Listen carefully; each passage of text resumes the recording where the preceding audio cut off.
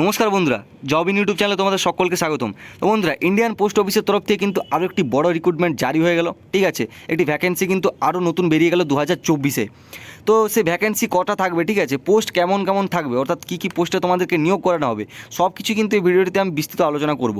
তো তোমরা যারা যারা জানো নি এখনও যে post office, Indian post office জিনিসটা এখনও কী, ঠিক আছে, তো এখানে তোমাদের উদ্দেশ্যে বলে রাখি যে এখানে কোনো রকম তোমাদের পরীক্ষাই দিতে হয় না। ঠিক আছে, নো এক্সাম, তোমাদের কোনো রকম কোনো পরীক্ষাই দিতে হয় না। ঠিক আছে, পরীক্ষা ছাড়াই কিন্তু তোমরা এখানে চাকরিটা পেয়ে যাবে, শুধুমাত্র মাধ্যমিকের নাম্বার অনুযায়ী। অর্থাৎ তোমরা যারা শুধুমাত্র মাধ্যমিক পাস করে আছো, সেই মাধ্যমিক পাসের যে নাম্বার সেটার মেরিট অনুযায়ী কিন্তু তোমরা এখানে চাকরিটা পাবে। ঠিক আছে, এবং একটা ভালো মাপের কিন্তু তোমরা ভালো অ্যামাউন্টের একটা তোমরা টাকা কিন্তু তোমরা এখানে পেয়ে যাবে, স্যালারি কিন্তু একটা পেয়ে যাবে। তো সেক্ষেত্রে কিন্তু তোমরা এখানে আবেদন কিন্তু অবশ্যই করতে পারো। যারা যারা সবেমাত্র মাধ্যমিক পাস করেছো এবং ভালো একটা নাম্বার পেয়ে তোমরা মাধ্যমিক পাস করেছো, তোমরা কিন্তু আবেদন অবশ্যই করতে পারো। তো চলার পর দেখে নেওয়া যাক কেমন কী ভ্যাকেন্সি থাকবে, কেমন পোস্ট থাকবে। ঠিক আছে, সমস্তটা কিন্তু এবার দেখে নেবো। তো এখানে ভ্যাকেন্সি তোমাদের থাকবে 33,440টা কিন্তু শূন্য পদ এখানে তোমাদের এক্সপেক্টেড দেখতে পাওয়া যাবে। ঠিক আছে, যে একটা তোমাদের এক্সপেক্টেড কিন্তু ভ্যাকেন্সি তোমাদের প্রায় 34,000-এর মতো একটা ভ্যাকেন্সি তোমরা পেয়ে যাবে। ঠিক আছে, অর্থাৎ একটা ভালো মাপের তোমাদের ভ্যাকেন্সি এখানে তোমরা দেখতে পেয়ে যাচ্ছ। এবং পোস্ট তোমাদের কোন কোন পোস্টে নিয়োগ করানো হবে না, সেখানে কিন্তু তোমাদের পোস্টম্যান থাকবে, ডাকসেবক থাকবে। ঠিক আছে, পোস্টম্যান, ডাকসেবক, মেল গার্ড, ঠিক আছে, এমটিএস, স্টাফ নার্স এবং ড্রাইভার। এমটিএস অর্থাৎ মাল্টিটাস্কিং স্টাফ। ঠিক আছে, এমটিএসও কিন্তু এখানের মধ্যে কিন্তু তোমাদের চলে এসছে এই রিক্রুটমেন্টের মধ্যে। তো এই পোস্টগুলোর মধ্যে তোমাদের নিয়োগ করা হবে। সেখানে কিন্তু তোমাদের পোস্টম্যান থেকে কিন্তু তোমাদের প্রায় 1231টার মতো কিন্তু 1231টার মতো কিন্তু সেখানে ভ্যাকেন্সি থাকবে পোস্টম্যান থেকেই শুধুমাত্র। ঠিক আছে, ডাকসেবক থেকে থাকবে 3174টা। ঠিক আছে, 3174টা কিন্তু এখানে তোমাদের ডাকসেবক থেকে কিন্তু ভ্যাকেন্সি থাকবে। তারপর মেলগার্ড থেকে থাকবে তোমাদের 1125টা কিন্তু মেলগার্ড থেকে 11,025টা কিন্তু তোমাদের মেলগার্ড থেকে কিন্তু ভ্যাকেন্সি থাকবে। এবং এমটিএস থেকে তোমাদের 12,141টা কিন্তু এখানে ভ্যাকেন্সি থাকবে। স্টাফ নার্স থেকে কিন্তু 3,000টার মতো ভ্যাকেন্সি থাকবে এবং ড্রাইভার থেকে তোমাদের থাকবে কিন্তু 871টার মতো ভ্যাকেন্সি। ঠিক আছে, তো অর্থাৎ এই পোস্টগুলোর মধ্যে তোমাদের নিয়োগ করানো হচ্ছে।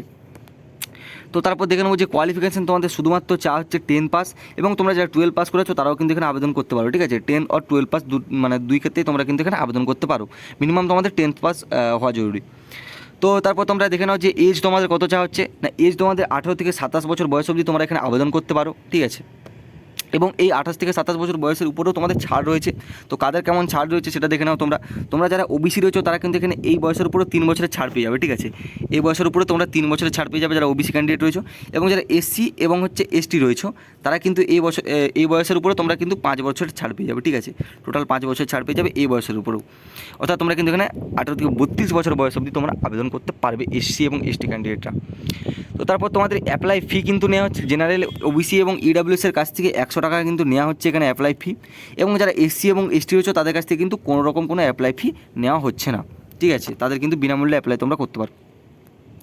তো স্যালারিটা তোমরা দেখে নাও যে কিন্তু তোমরা আপ টু 81,100-র মতো তোমরা কিন্তু স্যালারি পেয়ে যাবে। ঠিক আছে, এটা তোমাদের বেড়ে বেড়ে হবে। ঠিক আছে, অর্থাৎ জয়েনিং তোমরা কিন্তু মিনিমাম 20-22 হাজার টাকা থেকে তোমরা এখানে জয়েনিং কিন্তু পেয়ে যাবে। ঠিক আছে, একটা ভালো মাপের কিন্তু জয়েনিং থেকে তোমাদের 81,100 অবধি তোমরা কিন্তু টাকাটা কিন্তু বাড়াতে পারবে পরবর্তীকালে। একটা ভালো মাপের কিন্তু তোমাদের একটা স্যালারি অ্যামাউন্ট। ঠিক আছে, তো আশা করছি পুরো ব্যাপারটা তোমরা এখানে বুঝতে পেরেছো।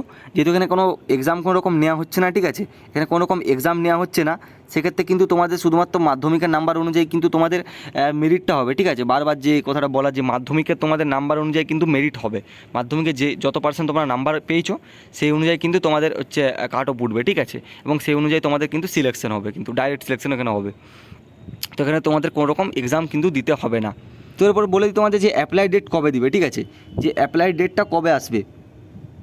তো অ্যাপ্লাই ডেট মূলত তোমাদের কিন্তু এটা চলছে জুন মাস। ঠিক আছে, তো জুন মাস কিন্তু এটা চলছে তোমাদের কিন্তু মিনিমাম আগস্টের দিয়ে কিন্তু এই কিন্তু নোটিফিকেশানটা, অফিসিয়াল নোটিফিকেশানটা তোমাদের কিন্তু জারি হয়ে যাবে। ঠিক আছে, এবং তোমাদের সেখানে অ্যাপ্লাই কিন্তু শুরু হয়ে যাবে তোমাদের কিন্তু জুলাই আগস্টের মাঝখানটা করে। ঠিক আছে, তো অফিসিয়ালি যখন আবার নোটিফিকেশান বেরিয়ে যাবে অবশ্যই কিন্তু আমাদের চ্যানেলে সব থেকে প্রথম তোমরা কিন্তু আপডেট পেয়ে যাবে। তো তোমরা যারা যারা এখনও পর্যন্ত আমার চ্যানেলটা সাবস্ক্রাইব করোনি তোমরা কিন্তু চ্যানেলটা সাবস্ক্রাইব করে নাও।